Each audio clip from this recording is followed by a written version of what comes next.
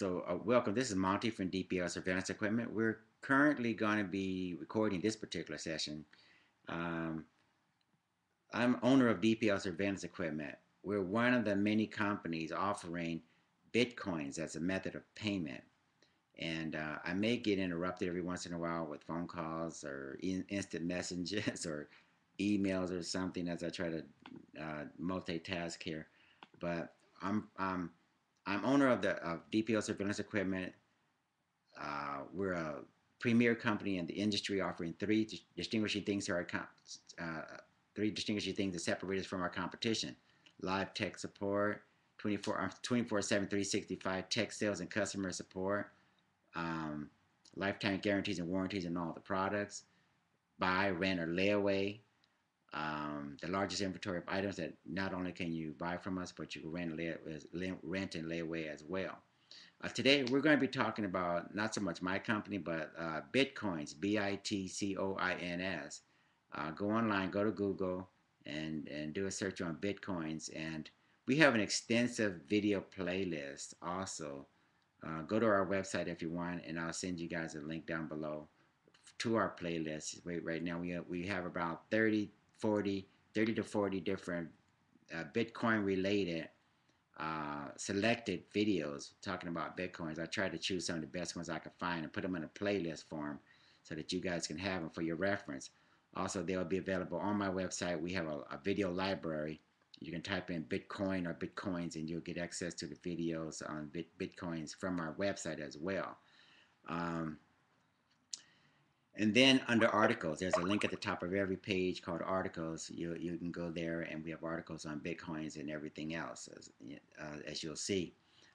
One of the reasons why I'm bullish why I'm bullish on Bitcoins is simply that it's a digital currency. It's a virtual currency that allows merchants to conduct business, buying and selling goods and services without worrying about the typical problems associated with credit card. The credit card processing and the credit card processing industry is primitive. They don't really understand that the way they enforce policies, the rules and regulations, the procedures are very primitive, very old, and very outdated. They favor consumerism. It doesn't really have a whole lot to do with legitimate and fair, equitable transactions between buyers and sellers and merchants, etc. So we need to do something about this. And I think Bitcoin is a huge step towards accomplishing that. For instance, if a customer buys something from you or me, for that matter, they deal with the merchant. The merchant will typically handle the transaction, and the merchants, our company will be rated based upon how we handle transactions. Okay, the merits of the transactions, the basis of our reputations will be at stake. Like anything else, you go to Amazon, eBay, whatever. People look at ratings. People look at reviews. So um, the transactions are like cash, basically from consumers to businesses. They're treated just like cash. Not a whole lot of information about who you are, where you're from, um, addresses and unless it's a physical delivery of something. But a lot of the private information that's typically kept off the record, like it should be, is not transmitted with the Bitcoin purchases. The Bitcoin purchase or transaction, it's a transaction of a dollar amount from one person to the other. It doesn't reveal or have to reveal or disclose all of that private information. That's where you have identity theft. That's where you have problems associated with people's credit and credit history being ruined because of identity theft and some of the other things. All of that has been addressed and eliminated with the Bitcoin transaction. So no merchant fees, no disclosing of personal identity, um, inflation, deflation. There's a fixed amount of Bitcoins that are supposed to be produced, 21 million, I think it is. Um, there's no printing of excessive amounts like the federal government, like the Federal Reserve does. We don't have to worry about that any longer. Transactions are what's known as peer-to-peer, which means if you have a cell phone, if you have internet connection, then you can send and receive. We don't have to worry about how to handle a large amount of cash going through the mail, how to handle credit card numbers, physical delivery of gold or silver or some commodity as a form of trade. We don't have to worry about the international borders being a problem. Bitcoin transactions go from border to border, country to country in an instant. Okay, so if I can send you a text message with a long hash code or send you an email or something, a picture of it, these things are completely possible. One individual Skyped, took a picture of Skype with his camera, with, using his Skype camera, took a picture of the hash code, which is a sequence of numbers and digits. That was captured on the Skype camera, transmitted online to the recipient, and they processed the transaction that way. So there's a huge number of advantages. Go online when you get a chance, like I said, and look up Bitcoins and do your research and find out. One of the other things, this is an open source code that makes up Bitcoin. It's what is known as open source, which means if anyone wants to know how it works, what it does, what it can't do, you can download it, read it, study it. If you see security flaws, backdoors, or some nefarious coding, you can report it. You can disclose it. You can talk about it. Right now, every security expert in the world, corporate America, is starting to look at it.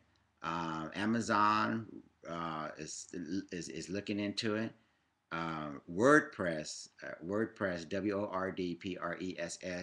has already adopted. Reddit, REDDIT, has already adopted it. The country of South Africa is already looking into it as an economic alternative to I think the rand or whatever currency they use in South Africa.